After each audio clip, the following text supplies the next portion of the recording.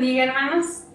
Hemos terminado nuestra sección de encuentros con Jesús y la verdad es que estuve pensando en qué tema hablar y quizás hasta por testimonio personal y porque estadísticamente la pandemia ha traído muchas depresiones, muchas situaciones difíciles de soledad. Decidí hablar, hermanos, del campo de batalla de nuestra vida, que es la mente.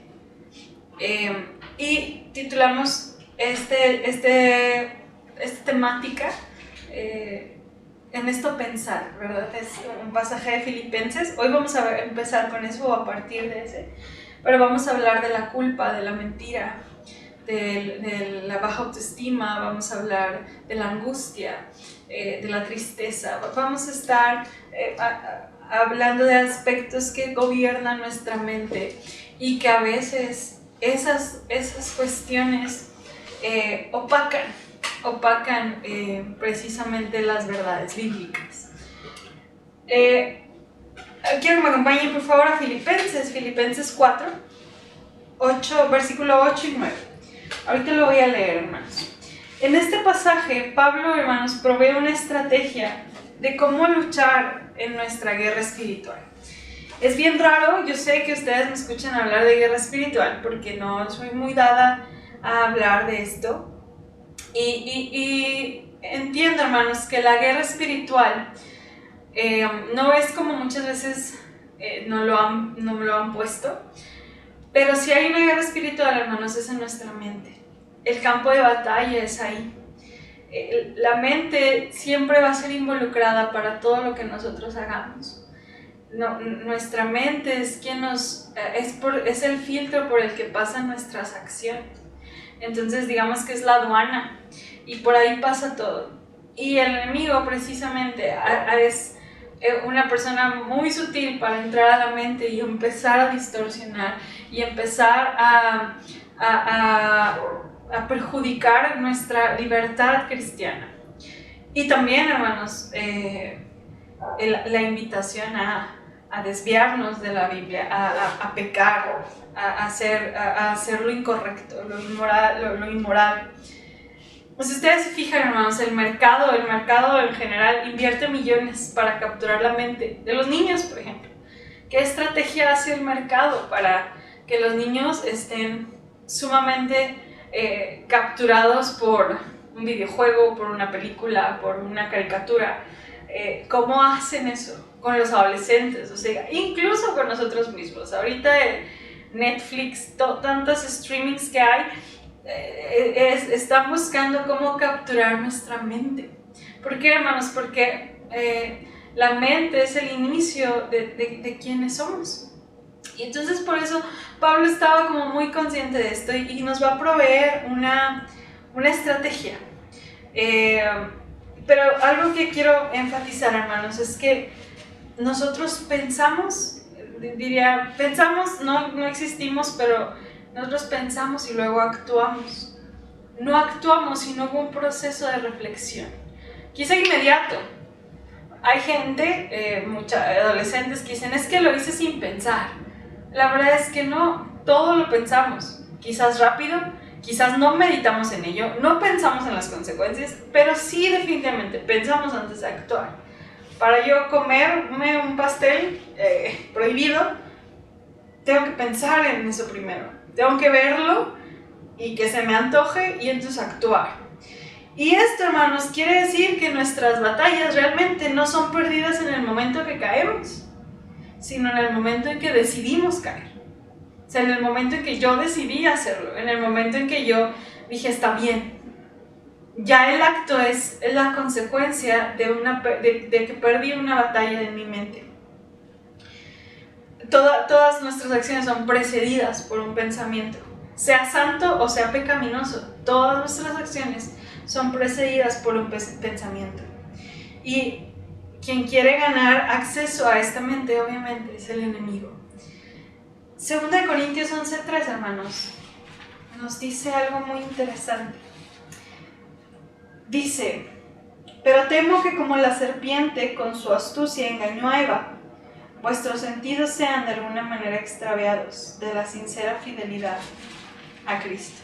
En otra versión habla de los, en vez de sentidos, habla de sus pensamientos sean extraviados, así como Eva fue extraviada. ¿Cómo perdió Eva? Por la mente. Y la estrategia del enemigo sigue siendo la misma que hace los miles y miles de años que existe o que Dios creó las cosas. Si ustedes se fijan, a Eva, a Jesús, fue de la misma manera. ¿A poco Dios dijo eso? ¿Será cierto? ¿Dijo Dios que ustedes no pueden comer? Lo que no sabes es, ¿no? Y entonces Eva empezó a envolverse en las palabras. A lo mejor a nosotros es, ay, ¿a poco tú crees que es tan malo hacer esto? O distorsionamos verdades bíblicas. Y así empieza, hermanos, precisamente como la entrada a la lucha en la mente. Si ustedes se fijan, Jesús, a diferencia de Eva, a diferencia de muchos de nosotros, Jesús no entra en conversación con el enemigo. Jesús no replantea. Jesús dice, vete de aquí, Satanás, porque está escrito. O sea, yo sé la verdad. El enemigo lo que busca es, si será cierto, busca esa confusión, o que esa verdad sea quebrantada y no sea tan real. Y una de las formas, hermanos, también que el enemigo ataca muy fuerte es gran parte del bosquejo, la mayoría del bosquejo es un sermón de Miguel Núñez, hermanos. Y él decía que también la captura de la mente es a través de los ojos, que son la ventana para atacar. Eva vio y pecó. David vio y pecó. Cuando nosotros estamos observando algo, entra directamente a nuestra mente, y cuando empezamos a maquinar es cuando entra la desviación. Proverbios dice, como piensas dentro de sí, así eres. Entonces la invitación de Pablo, hermanos, es a revisar nuestros pensamientos, a hacer un filtro, a entender que como yo pienso, la cantidad de cosas que pienso, la mayor, en lo que más pienso, eso soy. Y eso va a repercutir en la forma en que actúo. Una persona que escucha mucha música va a hablar de música. Una persona que lee mucho va a hablar de sus lecturas. ¿Por qué? Porque su mente está llena de eso. Se ha topado con mujeres que pasan todo el día viendo digamos, todo el programa o toda la programación de un canal. Todas las novelas, desde las 3 de la tarde hasta las 10 de la noche. Díganme qué están viendo sus ojos, qué está generando su mente, qué van a hablar ella, qué hay en su vida. Cristo, hermanos, también llegó a mencionar que no es lo que entra lo que contamina, sino lo que sale de nosotros. Y como primer punto dijo, los malos pensamientos. Ha habido etapas en la iglesia donde la mente ha sido atacada de diferentes formas. A principios, a mediados de, no sé, de los 80s, yo creo, la iglesia era como, tu mente déjala fuera. Si quieres agradar a Dios, tienes que dejar tu mente fuera y creer todo lo que yo te voy a decir. La razón no va con la fe. Después se fue al otro lado y dice, no, la mente no es importante. Tú experimenta, siente. Si lo sientes, es de Dios. Y basaron su conocimiento de Dios en una experiencia emocional. Y hoy día estamos luchando, hermanos, con una doctrina sumamente egoísta que se llama prosperidad. Y todo esto, hermanos, estas doctrinas inconscientemente no nos han enseñado a amar a Dios con todo nuestro corazón y con toda nuestra mente. Estas doctrinas se han hecho parte de nuestra vida y de nuestra iglesia porque no hemos consumido su palabra, porque hemos consumido lo que dijo alguien que se debía de hacer, lo que sentíamos, lo que me gusta escuchar, pero nunca su palabra. Y hermanos, ¿cuál es el antídoto? ¿Cuál es la estrategia para esta guerra espiritual? Bueno, Filipenses 4:8 dice: por lo demás, hermanos, todo lo que es verdadero, todo lo honesto, todo lo justo, todo lo puro, todo lo amable, todo lo que es de buen nombre, si hay virtud alguna, si algo digno de alabanza, en esto pensad. Lo que aprendisteis y recibisteis, y oísteis y visteis en mí, esto sé, y el Dios de paz estará con vosotros. Esa es la estrategia. Pon tu mente en el lugar correcto, en lo verdadero. ¿Qué es lo verdadero? ¿Qué es la verdad? Jesús. ¿Y dónde puedo aprender esa verdad? En su palabra. Dios tiene la apreciación correcta, hermanos, del mundo y de la vida. Los únicos lentes que nos podemos poner para conocer la verdad son las escrituras, no nuestra apreciación de lo que creemos que es Dios, sino lo que dice la Biblia que es Dios. Y toda palabra que no sea congruente es digna de ser reprendida, por más bonita que se escuche, por más atractiva que parezca, porque el enemigo busca hacer eso. La doctrina de la prosperidad, hermanos, es sumamente atractiva, pero deja a un lado el sacrificio para los beneficios que queremos recibir de Dios. Y la realidad, hermanos, es que si nuestra mente no está saturada con su palabra, está saturada con algo más. El mundo la va a saturar. Y por eso Pablo en Romanos estaba tan consciente de estas batallas, hermanos, que varias veces habla. Y por eso hay mucho tema para hablar de esto. Pero Pablo en Romanos dice: ¿quieres conocer la voluntad de Dios? Buena, agradable y perfecta. Es necesario que transformes tu mente, que renueves tu mente. No puedes conocer tu voluntad si no renuevas tu mente y si no la aplicas en lo que es verdadero, en la palabra de Dios. Si tu vida está llena de temores, de culpa, de angustia, de resentimiento, todo esto no corresponde a la verdad. Vivir así no corresponde a la verdad.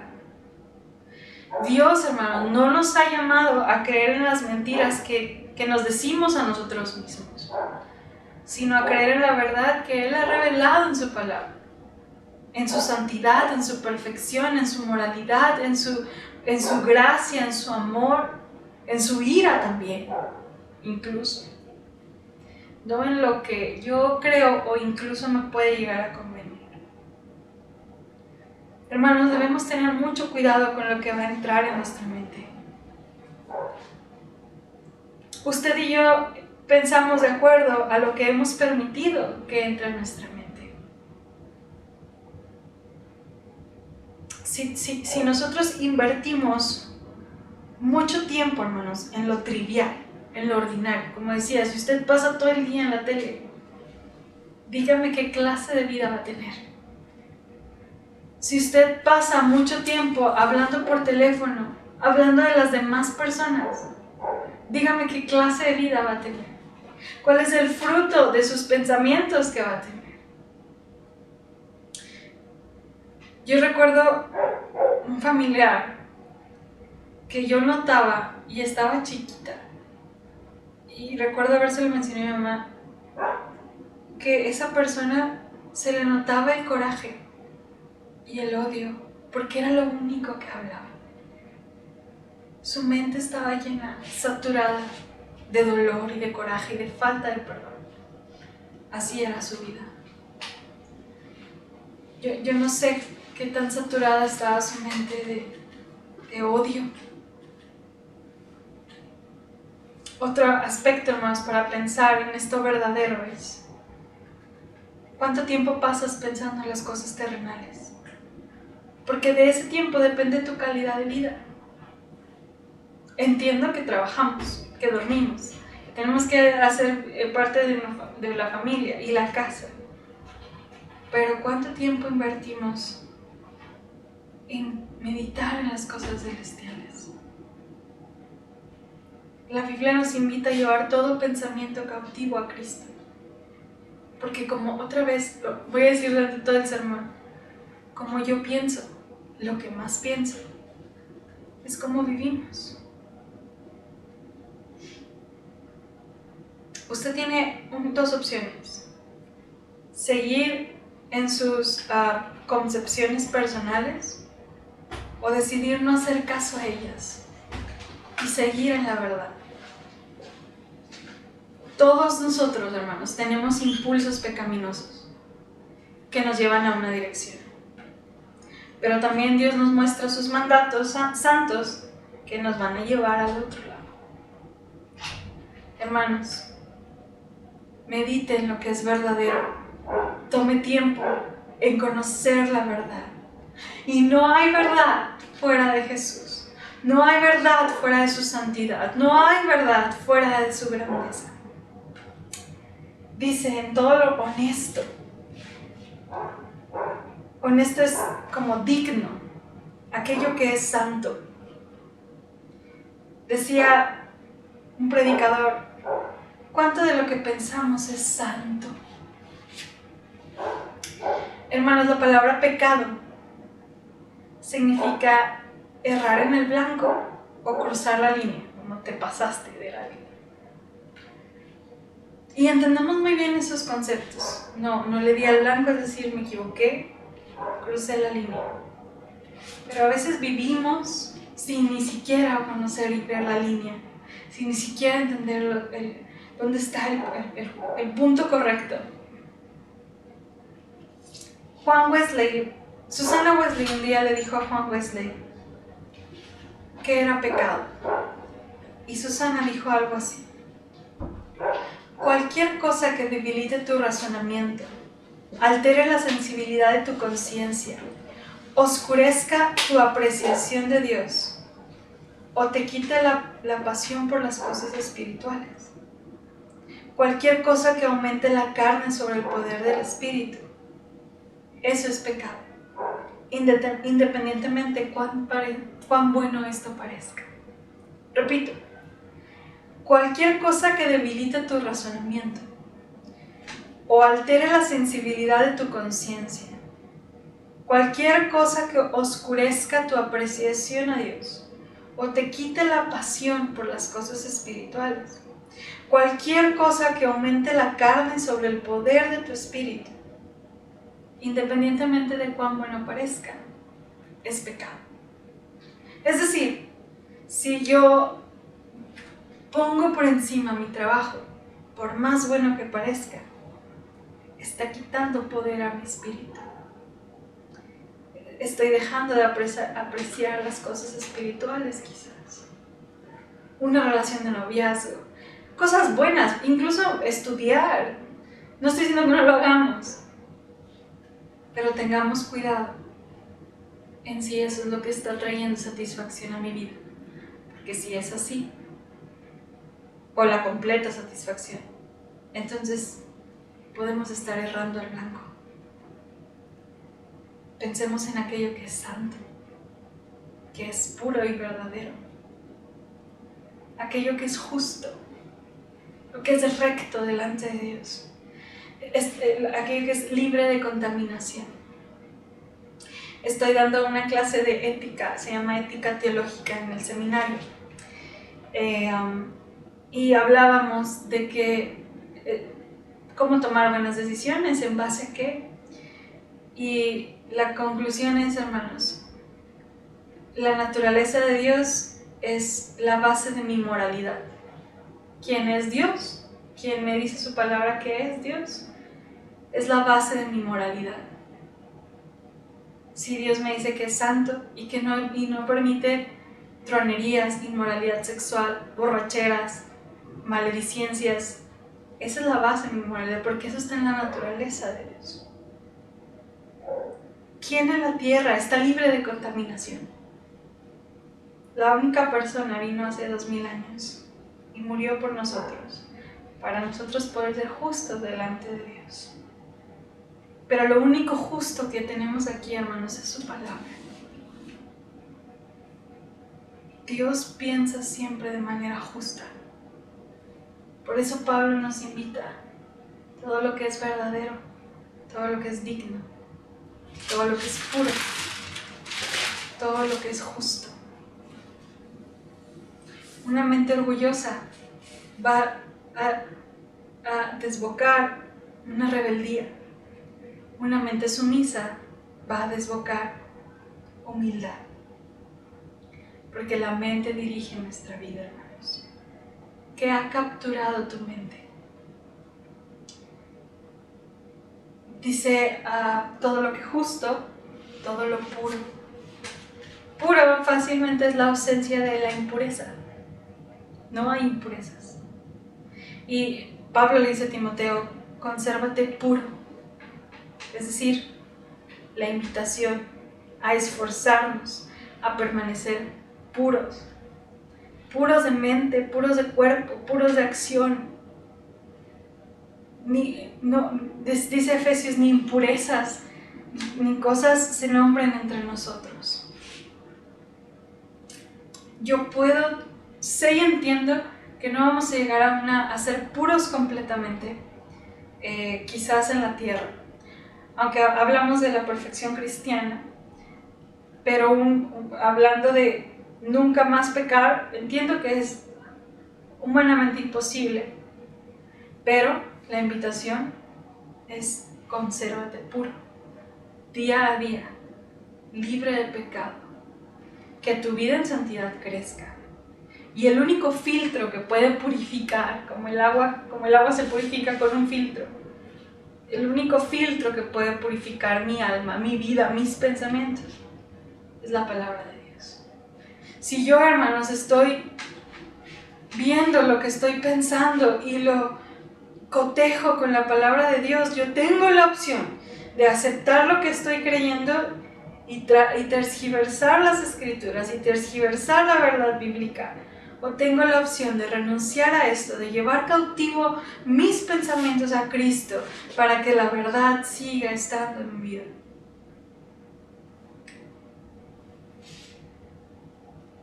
Dice todo lo amable.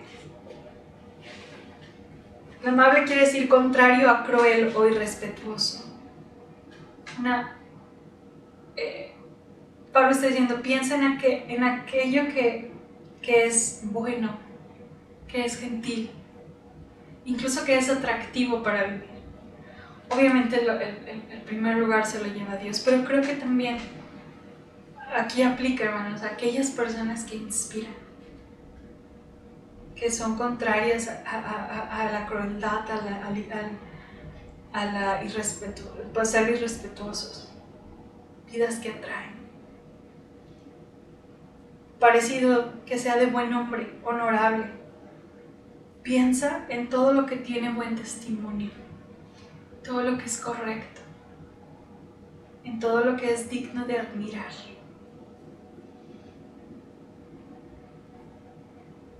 Pablo habla de esto, Pablo nos está dando la estrategia para poder quitar mi mente de ese campo de batalla donde me está ganando mi mente y donde estoy perdiendo la batalla porque estoy actuando diferente, porque el pecado me ha vencido, porque he cedido a la tentación, porque estoy angustiado y afanado, porque el estrés me ha vencido.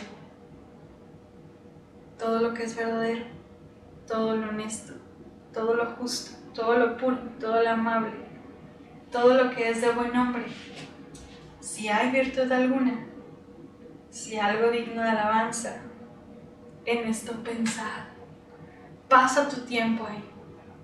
Pablo estaba diciendo, si hay algo que tiene excelencia moral, pasa tu tiempo meditando en eso. Si encuentras la verdad, la pureza, la amabilidad, que obviamente está en Cristo, piensa en eso. piensa, dedica a reflexionar en aquello que es digno de elogio, digno de imitar. Y Pablo se pone ejemplo, así como yo lo he hecho. Es decir, Pablo dice, piénsalo, medítalo, reflexiona en ello. O sea, no te memorices esto, reflexiona en la verdad, reflexiona en la pureza, reflexiona en la santidad, reflexiona en la justicia de Dios e imítala. No es solamente pensarla, imítala. ¿Saben, hermanos? Miguel Núñez dijo algo que me llamó mucho la atención. Porque estamos acostumbrados a memorizar y no a meditar. Usted puede conocer más versículos que yo. Si usted se fija, yo tengo una memoria muy mala para acordarme de versículo, pasaje, etc. Qué vergüenza, soy pastor. Y no me justifico. Pero hay dos cosas muy diferentes. Pablo no está diciendo, memoriza los versículos bíblicos. Memoriza. Es muy bueno, no deje de hacerlo. Pero dicen esto, piensa, medita. ¿Y cómo es esto? Ok, cuando yo leo las escrituras, cuando yo me acerco a las escrituras, tengo que pensar en cómo aplicarlo a mi vida. ¿Dónde estoy yo con respecto a esa verdad? La Biblia me está diciendo, piensa en lo verdadero. ¿Cuánto tiempo pasas pensando en lo justo? ¿Cuántos de tus pensamientos realmente son santos? ¿Qué tanta medida de justicia conoces de Dios? Y entonces cuando lo leo y me pongo a un lado y digo, ¿dónde estoy? ¿O qué tan lejos estoy de esta verdad bíblica? ¿Qué tanto me parezco a Cristo a la luz de estas escrituras? Eso es pensar. Eso es meditar. No solamente es una reflexión. Es una meditación constante, decir, esto está muy lejos de lo que yo soy, de lo que yo vivo, de lo que yo pienso. Les voy a poner un ejemplo. Todo el mundo nos sabemos, o muchos nos sabemos, el Salmo 37:4. Deleítate en el Señor y Él te concederá las peticiones de tu corazón. Y está bien bonito, y lo usamos mucho porque es deleítate en el Señor y nos encanta la parte. Y Él te concederá las peticiones. Pero sí, eso es memorizar y usarlo a nuestra conveniencia. Pero el meditar es, ¿qué es deleitarme en Dios? ¿Qué significa deleite? Y cuando entiendo que ese deleite es, de verdad yo siento un gozo excesivo cuando estoy con Dios. De verdad yo anhelo estar con Dios. De verdad yo necesito a Dios para vivir. Eso es deleite. Y cuando tú deleitas, pues sí, yo creo que hasta se nos olvidan las peticiones del corazón, que sean egoístas. Podemos ver la diferencia entre memorizar y meditar. La meditación me lleva a decir, híjole, sí me gusta la promesa, pero la condición es deleítate en el Señor. Si hay algo que encuentras que tiene excelencia en santidad, en moral, pasa tu vida y tu tiempo meditando en ello, pensando en ello. Si hay algo en Cristo digno de elogiar, digno de imitar, medita en ello. Y luego, imítalo, practícalo. Y la hermosa promesa termina diciendo el versículo 9, y el Dios de paz estará con nosotros. Hermanos, es esa paz que a lo mejor hemos perdido en el camino, por el estrés, la duda, la culpa, la angustia, la falta de perdón. El Señor Jesús nos invita por medio del apóstol Pablo a pensar, poner mi mirada y mi pensamiento en todo lo verdadero, todo lo honesto, todo lo justo, todo lo puro, todo lo que es de buen nombre, todo lo amable. Ahí medita. Para que la paz de Dios, esa que habla también Filipenses, que sobrepasa todo entendimiento, gobierna nuestro corazón. Hermanos, estos domingos la invitación será a renovar nuestra mente, en esto pensar, purificar nuestra mente. No hay otra forma que no sea con la verdad bíblica y por medio de la redención de su Hijo, la cual hoy celebramos. Y precisamente pensando, hermanos, en aquellos actos que hemos dejado que nos gobiernen y que empiezan por nuestros pensamientos, quiero dar un minuto para que medite y piense en aquellas cosas que esta semana hemos ofendido al Señor. Mientras medita, quiero invitarlo a buscar el Salmo 51. Cuando lo tenga, si usted puede ponerse de rodillas en su lugar, hágalo. Yo por cuestión de cámaras no puedo, pero en señal de arrepentimiento le invito a arrodillarse. La palabra de Dios dice: ten piedad de mí, oh Dios, conforme a tu misericordia. Conforme a la multitud de tus piedades, borra mis rebeliones. Lávame más y más de mi maldad y límpiame de mi pecado. Porque yo reconozco mis rebeliones y mi pecado está siempre delante de mí.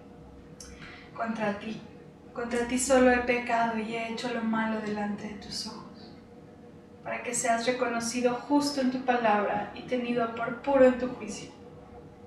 He aquí en maldad he sido formado, y en pecado me concibió mi madre. He aquí tú amas la verdad en lo íntimo, y en lo secreto me has hecho comprender sabiduría.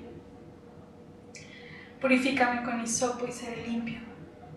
Lávame y seré más blanco que la nieve. Hazme oír gozo y alegría, y se recrearán los huesos que has abatido. Esconde tu rostro en mis pecados, y borra todas mis maldades. Crea en mí, oh Dios, un corazón limpio, y renueva un espíritu recto dentro de mí. No me eches de delante de ti, y no quites de mí tu Santo Espíritu. Vuélveme el gozo de tu salvación, y espíritu noble me sustente.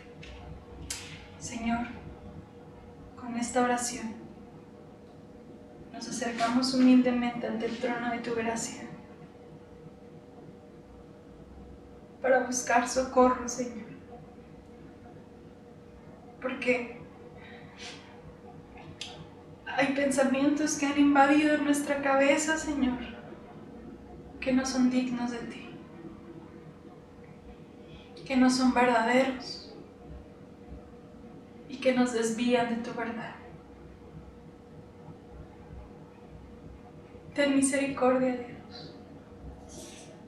Ten piedad una vez más de nosotros. Y por favor, enséñanos a confiar en esa sangre preciosa que tú has derramado en propiciación por mi pecado, por el pecado de tu iglesia, para ser libres y santos, para ser dignos por medio de Jesús, para ser aceptos en ti, para que por medio de Jesús podamos tener acceso al Padre. Oh Señor, permítenos confiar en tu palabra, sabiendo que es verdadera y que prometes dar vida a aquel que se acerca con un corazón arrepentido y no lo rechazas. Tú no rechazas un corazón contrito y humillado, Señor. Tú le amas profundamente. Señor, recibe nuestra adoración y nuestro sacrificio en arrepentimiento, reconociendo tu santidad, reconociendo, Señor, tu excelente moralidad, a la cual nos inspira a llegar a ser como tú. Líbranos, como decía Susana Wesley, de todo aquello que opaque tu luz, tu grandeza, tu verdad bíblica, el amor por ti. Líbranos de todo ello. En Cristo así hazlo, Señor. Amén. Y amén. Hermanos, estamos invitados a la mesa del Señor, la cual nos invita a pensar en la esperanza hermosa y bendita de la redención por medio de Jesús. Tengamos una oración de bendición de los elementos. Señor, tú que por tu sangre nos has redimido y nos has hecho partícipes. Tú, Señor, que por medio de tu sacrificio nos haces aceptos en el amado.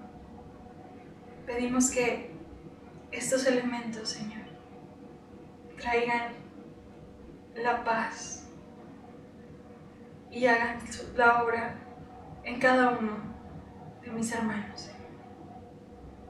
Bendecimos estos elementos y los elementos de mis hermanos que están del otro lado de la pantalla, porque tú eres omnisciente y omnipotente.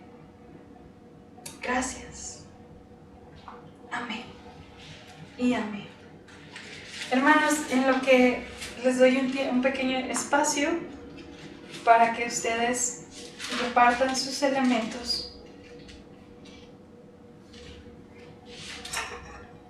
Y nosotros también.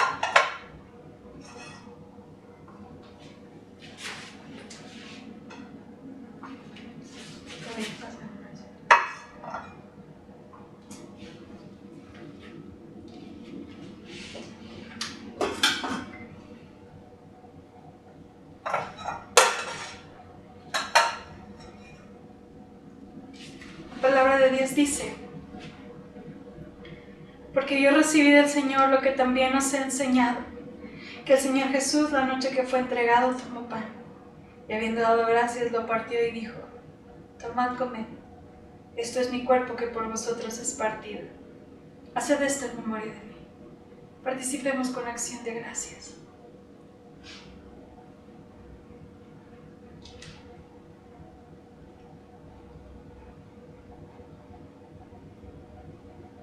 Asimismo, tomó también la copa después de haber cenado, diciendo: esta copa es el nuevo pacto en mi sangre. Haced esto todas las veces que la bebiereis en memoria de mí. Así pues, que la bebiereis en memoria de mí. Participemos con acción de gracias.